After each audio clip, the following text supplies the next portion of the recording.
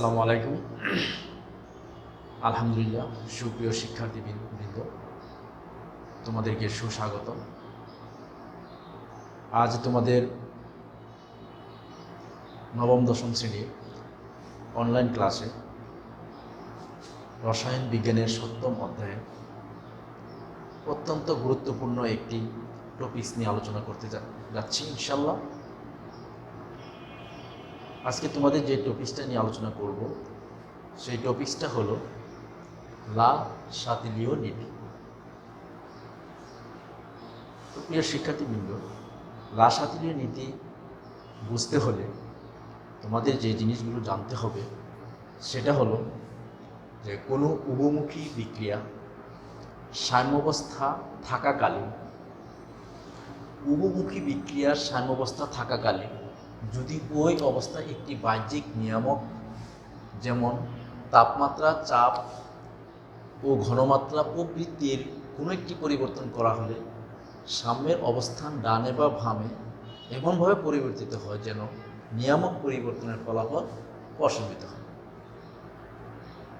তাহলে আমাদের প্রথম জানতে হবে উভমুখী বিক্রিয়া কী। উভমুখী বিক্রিয়া হলো যে রাসায়নিক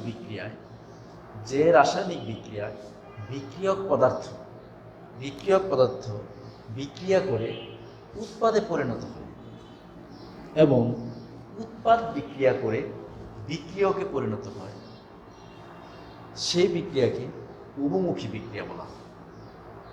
উভমুখী বিক্রিয়া প্রকৃতপক্ষেই আমরা এখানে দেখেছি এ বিক্রিয়া করে বি এবং সি উৎপন্ন হয়েছে এবং বি আর সি বিক্রিয়া করে এ উৎপন্ন হয়েছে। তাহলে আমরা বলতে পারি এখানে যে উভমুখী বিক্রিয়া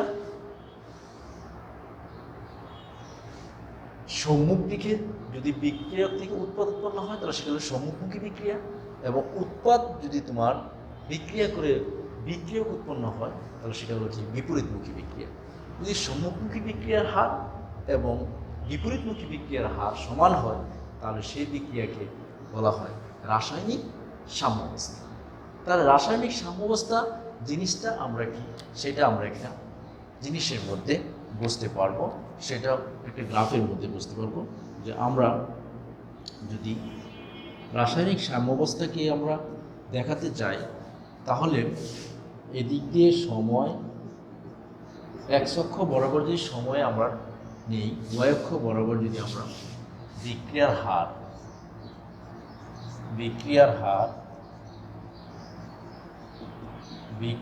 হার তাহলে আমাদের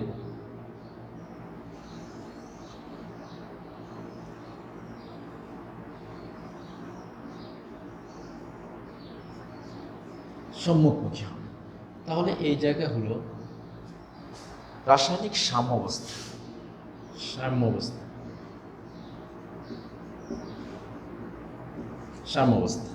এটা হলো সম্মুখ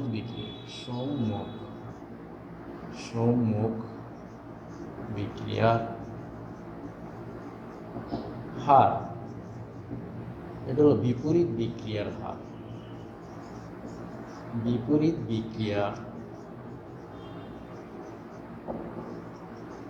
বিক্রিয়ার হার। তাহলে সময়ের সাথে বিক্রিয়ার হার যদি একটি লেখচিত্র অঙ্কন করি তাহলে দেখা যাচ্ছে যে সময়ের সাথে সাথে বিক্রিয়ার হার বা গতিবেগ হ্রাস বৃদ্ধি করছে। কার হ্রাস বৃদ্ধি করছে? দেখা যাচ্ছে কি সর্বপ্রথমে একটি উভমুখী বিক্রিয়া সম্মুখমুখী বিক্রিয়ার হার গতিবেগ অনেক বেশি থাকে, ফলে সময়ের সাথে সাথে ওই সম্মুখমুখী বিক্রিয়ার হারটা কমতে থাকে এবং বিপরীতমুখী বিক্রিয়ার হার বাড়তে থাকে। ফলে এক পর্যায়ে সম্মুখমুখী বিক্রিয়ার হার এবং বিপরীতমুখী বিক্রিয়ার হার সমান বেগে চলতে থাকে। এই সমান অবস্থাকে রাসায়নিক সাম্যাবস্থা বলি। কিন্তু এই রাসায়নিক সাম্যাবস্থা সবসময় যে গতিশীল অবস্থা, এটা আপাত দৃষ্টিতে মনে হয় যে স্থির, কিন্তু প্রকৃতপক্ষে গতিশীল অবস্থা। আচ্ছা, আমরা প্রকৃতপক্ষে যে গতিশীল অবস্থা, রাসায়নিক সাম্যাবস্থা, সেটা বোঝার জন্য আমাদেরকে যদি একটি বিক্রিয়া আমরা কল্পনা করি, একটা বিক্রিয়া লিখি, তাহলে হবে হাইড্রোজেন প্লাস হলো আয়োডিন বিক্রিয়া করে হবে 2 হাইড্রোজেন আয়োডাইড। যদি তার উপরে আমরা 450 ডিগ্রি সেলসিয়াস তাপমাত্রায় উত্তপ্ত করি, তাহলে বেগুনি বর্ণের হাইড্রোজেন আয়োডাইড উৎপন্ন হবে। হ্যাঁ প্রিয় বন্ধুরা, তোমরা লক্ষ্য করো এখানে, তো হাইড্রোজেন এবং আয়োডিন বিক্রিয়া করে যে পরিমাণ হাইড্রোজেন আয়োডাইডের অণুর সংখ্যা উৎপন্ন করবে, অনুরূপভাবে হাইড্রোজেন আয়োডাইডও বিভাজিত হয়ে বিপরীত প্রক্রিয়ায় তোমার হাইড্রোজেন এবং আয়োডিনের সমান সংখ্যক অণু উৎপন্ন হবে।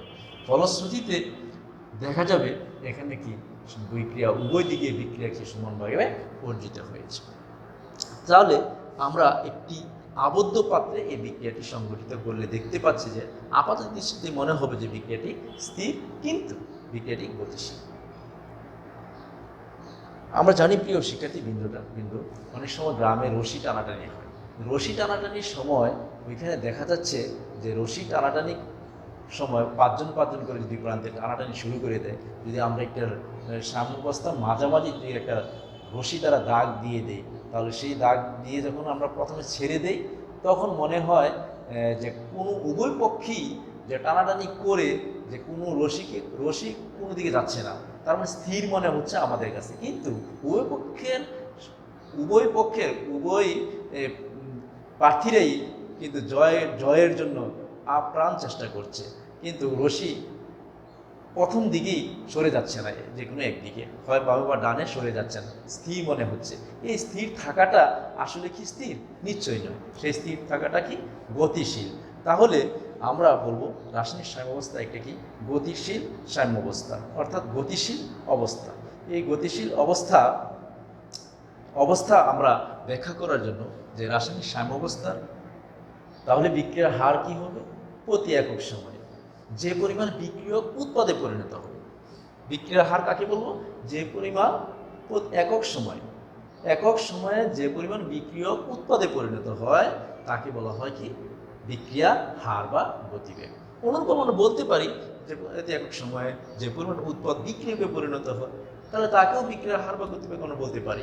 তাহলে সময়ের সাথে বিক্রিয়ার হার কমা বা বাড়ার সাথে আমরা একটা রাসায়নিক সাম্যাবস্থার বহুমুখী বিক্রিয়া এবং বিপরীতমুখী বিক্রিয়ার হার যে সমান হলেই রাসায়নিক সাম্যাবস্থা আমরা লক্ষ্য করতে পারছি।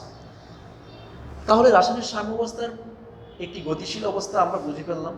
রাসায়নিক এটি একটি উভমুখী বিক্রিয়া, দৃশ্যমান। এটি একটি কি বিক্রিয়া?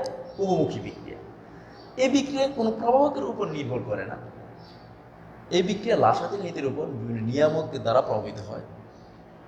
এই বিক্রিয়া উভয় দিক থেকেই কি সাম্যাবস্থা অর্জিত হয়। এই বিক্রিয়ার আবদ্ধ পাত্রে সংঘটিত। এই বিক্রিয়া কি হবে? আবদ্ধ পাত্রে সংঘটিত হবে। প্রিয় শিক্ষার্থীবৃন্দ, রাসায়নিক সাম্যাবস্থা, তাহলে রাসায়নিক সাম্যাবস্থার বৈশিষ্ট্যগুলো আমরা বলতে পারি। এটা কি আবদ্ধ পাত্রে সংঘটিত হবে, এটি একটি উভমুখী বিক্রিয়া, দৃশ্যমান, এটি একটি গতিশীল সাম্যাবস্থা, এটা উভয় দিক থেকে কি বিক্রিয়ার সাম্যাবস্থা অর্জিত হবে, এটি প্রভাবকের উপর নির্ভরশীল নয়, এই রাসায়নিক সাম্যাবস্থা রাসায়নিক নীতির মতে হতে পারে। তাহলে আমরা রাসায়নিক সাম্যাবস্থা যে জিনিসটা সেটা কি আমরা বুঝতে পারলাম। এখন এই রাসায়নিক সাম্যাবস্থার তাহলে কি এই সাম্যাবস্থা কি চলবে? হ্যাঁ, রাসায়নিক সাম্যাবস্থা যখন চলবে তখন সময়ের সাথে যখন ঘনমাত্রা পরিবর্তিত হবে, সময়ের সাথে যখন ঘনমাত্রা পরিবর্তন হবে, ঘনমাত্রা, তাহলে ঘনমাত্রা হলে কি হবে সেটা? আচ্ছা, তাহলে আমরা এখন দেখতে পাবো এটা হলো বিক্রিয়ক, এটা হলো কি উৎপাদ। তার মানে সময়ের সাথে সাথে ঘনমাত্রা এবং বৃদ্ধির সাথে সাথে কি বিক্রিয়ক উৎপাদের পরিমাণটাও কি আমাদের কিভাবে পরিবর্তিত হচ্ছে সেটা আমরা কি গ্রাফের মাধ্যমে দেখতে পাচ্ছি। তাহলে আমরা যদি এটাকে কল্পনা করি, এখানে গিয়ে তোমার কি হচ্ছে, এখানে গিয়ে আমরা রাসায়নিক সাম্যাবস্থায় পৌঁছার পরে, এক রাসায়নিক সাম্যাবস্থায় পৌঁছার পরে নির্দিষ্ট সময় পরে তোমার কি আবার সে কি হ্রাসবৃদ্ধি করার পরে অটোমেটিক সে নিজে নিজে ওই উভমুখী বিক্রিয়াটি আবার রাসায়নিক সাম্যাবস্থায় কি ফিরে আসে। বিজ্ঞানী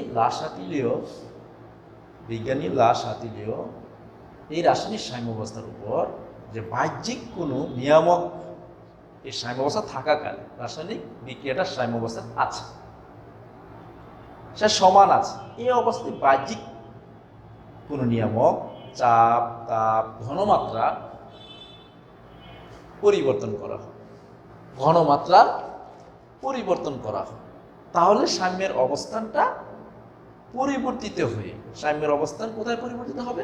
বিক্রিয়ার ডানে বা বামে এমনভাবে পরিবর্তিত হবে যে নিয়ামক পরিবর্তনের ফলাফল প্রশমিত। হ্যাঁ প্রিয় শিক্ষার্থীবৃন্দ, আমরা সহজেই বুঝতে পারি যদি একটি নিক্তির মাধ্যমে আমরা ব্যালেন্স জানি, যে ব্যালেন্সের মধ্যে আমরা একটি আংটা লাগানো থাকে, সেই আংটা ধরে আমরা 1 কেজি আলু বাম পাশে 1 কেজি আলু কি ডান পাশে যদি আমরা নেই সমান সমান, তাহলে সেটা কি বলো? ব্যালেন্স থাকে। এটাকে রাসায়নিক সাম্যাবস্থা বলা হয়। হ্যাঁ, যদি আমরা বাম পাশ থেকে একটি আলুকে আমরা সরিয়ে নেই, বাম পাশ থেকে যদি একটি আলু আমরা সরিয়ে নেই, তাহলে অটোমেটিক ডান পাশ নিচে চলে যাবে, বাম পাশ কি উপরে উঠে যাবে, নিক্তিটা চলে যাবে কি বলো? বাম পাশে চলে যাবে, তাহলে বাম পাশে কাত হয়ে যাবে। আচ্ছা, তাহলে বাম পাশে কাত হয়ে গেলে এটাকে যদি আমরা ব্যালেন্স করতে চাই, বাহ্যিকভাবে যদি ব্যালেন্স করতে চাই, তাহলে এটা নিয়ামক পরিবর্তন যদি আমরা এই আংটাটাকে একটু সরিয়ে দিই, তাহলে কি আবার সমান হয়ে যাবে। আবার যদি আমরা ডান পাশ থেকে আলো আরও ধেই, তাহলে উঠাই নিই, তাহলে আবার বাম পাশে কি আবার কাত হয়ে যাবে, ফলে তোমার আমরা আংটাটাকে আর একটু সরিয়ে দিলে সেটা কি আবার সমান হয়ে যাবে। এই যে আমরা একটা সাম্যাবস্থার নিয়ামকের পরিবর্তনের মাধ্যমে অটোমেটিকলি আমরা কি করতে পারি? সাম্যাবস্থা কি করে বিরাজ করতে পারি? বাহ্যিক নিয়ামকের মাধ্যমে। আমরা কোনো বস্তু সরে গেলে সেটা নিয়ামককে সরিয়ে, মানে কি আমার হাতটাকে কি অবস্থান সরিয়ে অর্থাৎ এটা আংটাটা যে নিক্তির থাকে, সেই নিক্তির আংটাটাকে সরিয়ে ডানে বা বামে সরিয়ে নিজে সরিয়ে কি বিক্রিয়াটি সাম্যাবস্থায় পৌঁছে যায়। এই সাম্যাবস্থা পৌঁছায় জন্য নিয়ামক দেয়। বিজ্ঞানী লাশ-হাতিলিয়ার সেটাই দেখিয়েছেন যে একটি রাসায়নিক যখন কোনো একটি উভমুখী বিক্রিয়া রাসায়নিক সাম্যাবস্থায় বিরাজ করবে, ওই রাসায়নিক সাম্যাবস্থায় যখন নিয়ামক তাপ, চাপ এবং ঘনমাত্রার পরিবর্তন করা হবে, তবে ওই রাসায়নিক সাম্যাবস্থাটা এমনভাবে পরিবর্তিত হবে যে সাম্যের অবস্থাটা এমনভাবে পরিবর্তিত হবে যেন নিয়ামক পরিবর্তনের ফলাফল প্রশমিত হবে, অর্থাৎ আবার পূর্ব অবস্থায় কি সাম্যাবস্থায় ফিরে আসবে।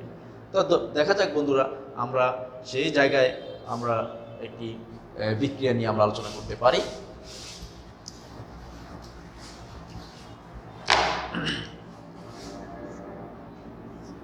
নাইট্রোজেন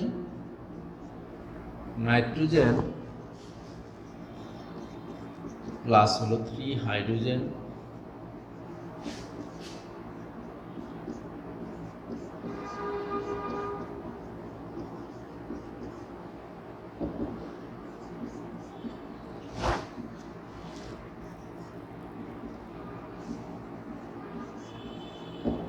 (92 কিলোজুল পার মোল।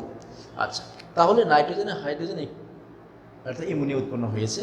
এখানে সবগুলো গ্যাসীয় পদার্থ। এখানে 92 কিলোজুল অর্থাৎ ডেল্টা এইচ মাইনাস 92 কিলোজুল। তাহলে এটা আমরা করব তাপমাত্রার প্রভাব, অর্থাৎ তাপের প্রভাব আলোচনা করব। আচ্ছা, তাপের প্রভাবটা কি? তাহলে এই রাসায়নিক বিক্রিয়া, তাহলে এই বিক্রিয়াটি একটি উভমুখী বিক্রিয়া, এই বিক্রিয়াটি একটি তাপ উৎপাদী বিক্রিয়া। কিন্তু কিভাবে আমরা সেটা তাপ উৎপাদী বিক্রিয়া বুঝতে পারলাম? দেখো, -92 কিলোজুল, তাহলে আগে জানতে হবে ডেল্টা এইচ কি। ডেল্টা এইচ হলো কোনো রাসায়নিক বিক্রিয়ার তাপ শক্তির পরিবর্তনকে ডেল্টা এইচ দ্বারা প্রকাশ করা, অর্থাৎ প্রমাণ তাপমাত্রা ও চাপে কোনো রাসায়নিক বিক্রিয়ার বন্ধন ভাঙতে যে পরিমাণ শক্তির প্রয়োজন, এবং বন্ধন ঘটতে যে পরিমাণ শক্তির প্রয়োজন তার পার্থক্যটাকেই আমরা ডেল্টা এইচ বলব। একে বিক্রিয়া তাপও বলা যায়।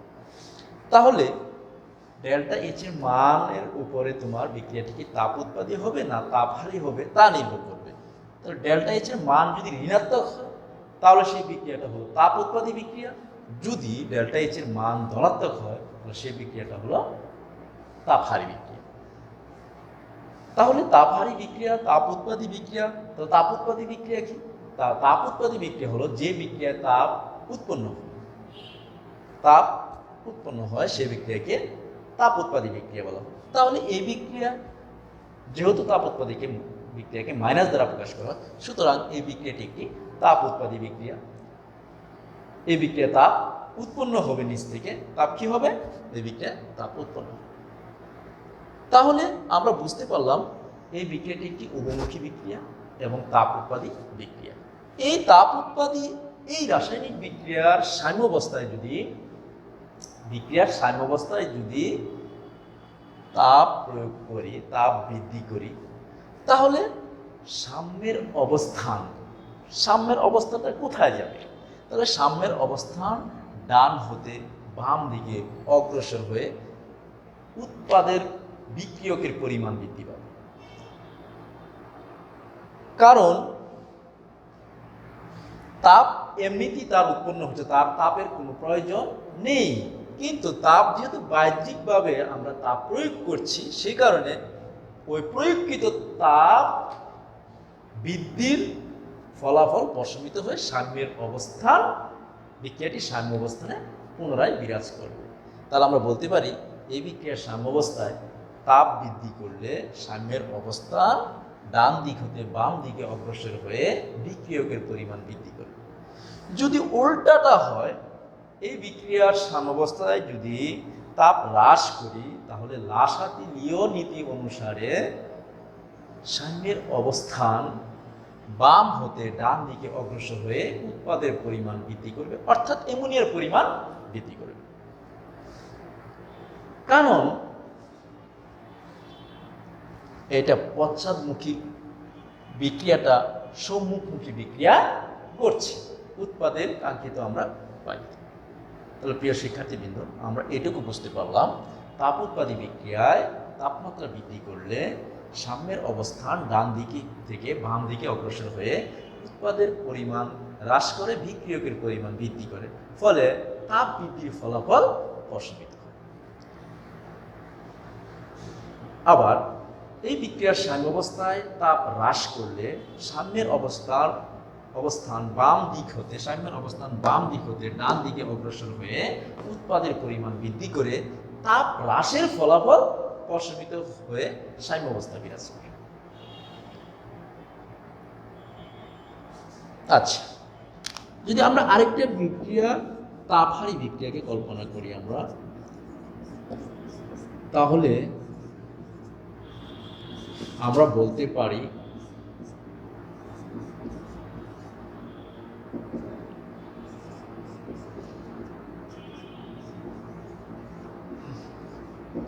কেলোজুল, 180 কেলোজুল নাইট্রোজেন এবং oxygen gas to nitric oxide. তাহলে এটি একটি উভমুখী বিক্রিয়া, কিন্তু এবার এটা তাপ উৎপাদী বিক্রিয়া নয়। প্রিয় শিক্ষার্থীবৃন্দ, এই বিক্রিয়াটা হলো এবার যেহেতু প্লাস আছে, মানে ধনাত্মক হলে আমরা বলছি ডেল্টা এইচ এর মান যদি ধনাত্মক হয় তাহলে সেটা কি তাপহারী বিক্রিয়া। তো তাপহারী বিক্রিয়া মানে কি? তার আরো তাপের দরকার, সে তাপ শোষণ করবে। সে 180 কিলোজুল তাপ সে শোষণ করে তারপর নাইট্রিক অক্সাইড করবে। 180 কিলোজুল তাপ বিক্রিয়ক কি করে শোষণ করে সে নাইট্রিক অক্সাইড। তাইলে বোঝা গেল যত তাপ তাকে দিব ততই কি বিক্রিয়ক বিক্রিয়া করে উৎপাদ উৎপন্ন হবে, যেহেতু সেটা তাপহারী শোষণ বিক্রিয়া, তাপহারী বিক্রিয়া। তাহলে এই বিক্রিয়ার সাম্যাবস্থা লাসাতি-লিও নীতি অনুসারে সাম্যের অবস্থান বাম হতে ডান দিকে অগ্রসর হয়ে উৎপাদের পরিমাণ বৃদ্ধি করবে, ফলে তাপ বৃদ্ধির ফলাফল প্রশমিত হয়ে আবার এই বিক্রিয়ার সাম্যাবস্থায় তাপ হ্রাস করি, তাহলে সাম্যর অবস্থান ডান দিক হতে বাম দিকে অগ্রসর হয়ে বিক্রিয়কের পরিমাণ কি বেড়ে যাবে, অর্থাৎ তাপ বৃদ্ধির তাপ হ্রাসের ফলাফল প্রসারিত। তাহলে আমরা রাসায়নিক বিক্রিয়ার উপর, রাসায়নিক সাম্যাবস্থার উপর তাপের প্রভাব কি ঘটে লাসাতিরের নীতি অনুসারে সেটা আমরা আশা করি বুঝতে পেরেছি। আমরা এবার যদি আমরা বলি যে এই বিক্রিয়ার উপর চাপের প্রভাব ব্যাখ্যা, চাপের প্রভাব, চাপের প্রভাব, চাপের প্রভাব, তাহলে চাপের প্রভাবটা, চাপটা তাহলে কি? এখন চাপটা এখানে আমরা যেটা বুঝতে পারলাম যে চাপ হলো প্রতি একক ক্ষেত্রফলের উপর লম্বভাবে প্রযুক্ত বলকে আমরা যদি এখানে এই চাপ দিলাম, এটা বল দিলাম, এইটা বল যতটুকু ক্ষেত্রফল দিলাম সেটা হলো কি বললাম, সেটাই হলো আমাদের চাপ, মানে বল বাই ক্ষেত্রফল। তাহলে এখন বলটা কতটুকু হবে? তাহলে কোনো বিক্রিয়ক, যে সকল বিক্রিয়ায় বিক্রিয়ক এবং উৎপাদের অথবা সবাই গ্যাসীয় পদার্থ, সে সকল রাসায়নিক বিক্রিয়ার উপর কি চাপের প্রভাব বিদ্যমান। তার মানে কি বললাম? বিক্রিয়কও গ্যাসীয় হতে হবে, উৎপাদক কি হতে হবে? গ্যাসীয় হতে হবে। যদি কিংবা উৎপাদ গ্যাসীয় বা সবাই কি একটি গ্যাসীয়, এখানে আছে আমার একটা, হয়তো দুইটা গ্যাসীয় হতে পারে বা সবগুলো গ্যাসীয় হতে পারে, কিন্তু একটা গ্যাসীয় হতে পারে। এখন প্রশ্ন হলো কঠিন অবস্থায় চাপের প্রভাব নেই কেন? কোনো গ্যাসীয় পদার্থকে আমরা চাপ প্রয়োগ করে, মানে এই যে বল প্রয়োগ করে যখন আমরা চাপ দিই তখন সেটা কি সংকুচিত হয়, আয়তন কমে যায় এবং অণুগুলো খুব কাছাকাছি অবস্থান করে। যখন আবার চাপ হ্রাস করি তখন অণুগুলো কি তার অবস্থান কি করে সরে আয়তন দখল করে, অর্থাৎ স্থান দখল করে, ফলে আয়তন বেড়ে যায়, অর্থাৎ অণুগুলো কি সংঘর্ষ হ্রাস পায়। যখন চাপ দিব তখন কি হবে? আয়তন সংকুচিত হবে, অণুগুলোর মধ্যে কি সংঘর্ষ বৃদ্ধি পাবে। আবার যখন আয়তন হ্রাস করব, যখন চাপ হ্রাস করব তখন আয়তনগুলো কি, তখন অণুগুলো দূরে দূরে সরে যাবে, আয়তন হ্রাস পাবে, সংঘর্ষ হ্রাস পাবে। তাহলে প্রিয় শিক্ষার্থী বৃন্দ, এখানে চাপের প্রভাবটা তাহলে কি বুঝতে পারলাম? যদি শর্তটা হলো যে এই বিক্রিয়াটা একটি গ্যাসীয় পদার্থ। 2 নম্বর শর্ত, মূল সংখ্যার পার্থক্য থাকতে হবে। বিক্রিয়কে কত মূল আছে, উৎপাদে কত মূল আছে, সেটা যদি পার্থক্য থাকে তবেই কেবল কি হলো সেই বিক্রিয়ায় চাপের প্রভাব থাকবে। তো তাহলে দুটি শর্ত আমাদেরকে পালন করতে হবে। একটি শর্ত হলো যে বিক্রিয়া গ্যাসীয় পদার্থ হতে হবে।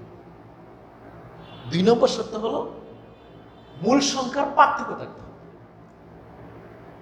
কিরকম পার্থক্য?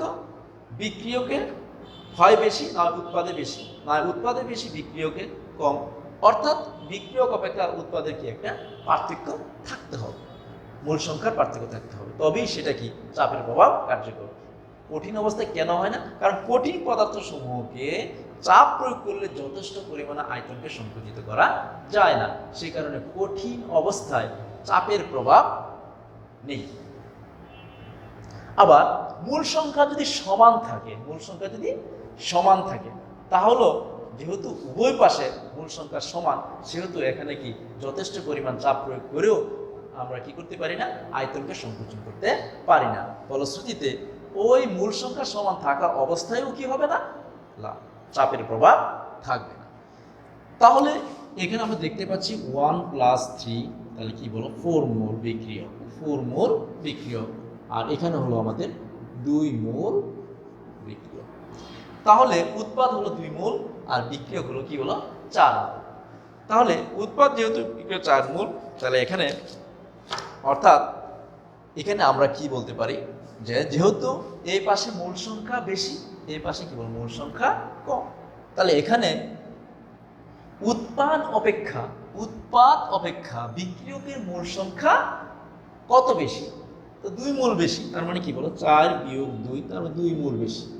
তো যেহেতু 2 মোল বেশি, তো যে পাশে বেশি থাকবে সেই পাশে চাপ প্রয়োগ করলে আলটিমেটলি এর আয়তন সংকুচিত হয়ে, তাহলে আয়তন সংকুচিত হয়ে সম্মুখমুখী বিক্রিয়া ঘটবে, অর্থাৎ অ্যামোনিয়ার উৎপাদন বৃদ্ধি পাবে।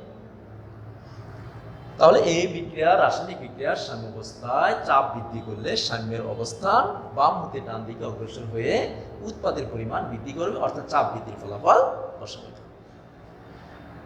যদি চাপ হ্রাস করি, তাহলে চাপ হ্রাস করলে কি হবে? চাপ যদি হ্রাস করি তাহলে সাম্যের অবস্থান ডান হতে বাম দিকে অগ্রসর হয়ে বিক্রিয়কের পরিমাণ বৃদ্ধি করবে। কিন্তু কেন বৃদ্ধি করবে? যখন চাপ হ্রাস করবো আমরা, তখন গ্যাসে অনুসম তোমার কি বলো স্থান দখল করবে, অর্থাৎ আয়তন বেড়ে যাবে।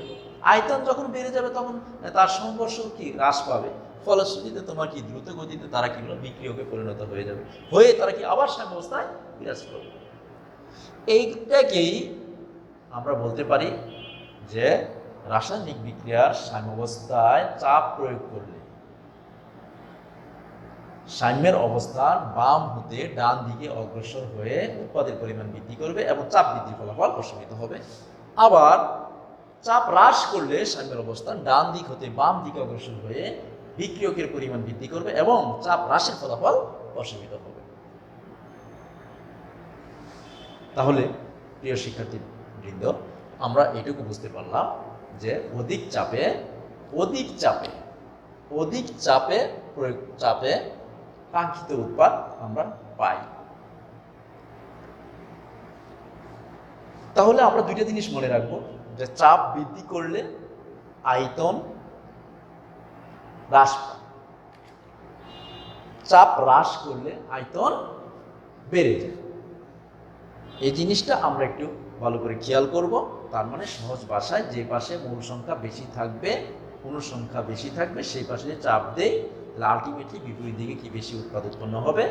এবং যদি আমরা চাপ কমায় দিই তাহলে আলটিমেটলি কি সেই আয়তন বেড়ে যাবে, ফলে পিছনের দিকে বিক্রিয়া সংঘটিত হবে। তাহলে আরেকটা বিক্রিয়া হলো ঘনমাত্রার প্রভাব। তাহলে আমরা কি পাবো? ঘনমাত্রার প্রভাব। তাহলে ঘনমাত্রার প্রভাব। ঘনমাত্রার প্রভাব কি? এই বিক্রিয়ার সাম্যাবস্থায়, তাহলে ঘনমাত্রাটা কি আগে জানতে হবে। আমার ঘনমাত্রাটা কি? ঘনমাত্রাটা হলো একক আয়তন দ্রাবকে দ্রবীভূত দ্রবের পরিমাণ বা ভরকে ওই দ্রবণের ঘনমাত্রা বলা হয়। তার মানে কি? ঘনমাত্রাটা হলো যেখানে তোমার যার পরিমাণ বেশি থাকবে সেটাই তার ঘনমাত্রাটা বেশি হবে, তার পরিমাণের উপর সেটা ডিপেন্ড করবে। তার মানে প্রতি একক আয়তনে বা একক আয়তনে দ্রাবকে দ্রবীভূত দ্রবের যে পরিমাণ বা ভরকে ওই দ্রবণের ঘনমাত্রা বলা হয়। তাহলে আমরা যদি বিক্রিয়কে নাইট্রোজেন কিংবা হাইড্রোজেন আমরা যদি প্রবেশ করাই, আমরা যোগ করি, তাহলে এই রাসায়নিক বিক্রিয়ার সাম্যাবস্থা বাম হতে ডান দিকে অগ্রসর হয়ে উৎপাদের পরিমাণ বৃদ্ধি করবে।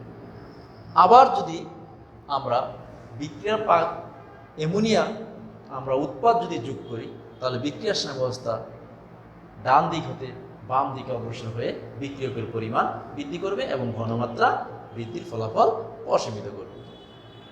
প্রিয় শিক্ষার্থীবৃন্দ, আমরা তোমাদের আজকে রাসায়নিক সাম্যাবস্থা নিয়ে এবং লা-শাতিলিয়ার নীতির প্রয়োগ নিয়ে আমরা আলোচনা করেছি। লা-শাতিলিয়ার নীতির সূত্রটি নিয়ে আলোচনা করেছি এবং এখানে আমরা তোমাদেরকে যে জিনিসগুলো আমরা তোমাদেরকে আলোচনা করেছি সেটি হলো যে উভমুখী বিক্রিয়া কী, রাসায়নিক সাম্যাবস্থা কী, রাসায়নিক সাম্যাবস্থা একটি গতিশীল সাম্যাবস্থা ব্যাখ্যা করো এবং রাসায়নিক সাম্যাবস্থা বৈশিষ্ট্যগুলো কী কী আমরা বলেছি এবং এখানে ঘনমাত্রা কী এবং লা-শাতিলিয়ার নীতির রাসায়নিক বিক্রিয়া কিভাবে সাম্যের অবস্থান পরিবর্তনের মাধ্যমে ঘটে থাকে তা আমরা দেখিয়েছি। অনুরূপভাবে সেই বিক্রিয়াগুলোকে আমরা যেসব বিক্রিয়াগুলোর মধ্যে এই এবং আগামী ক্লাসে তোমাদেরকে সুস্বাগতম।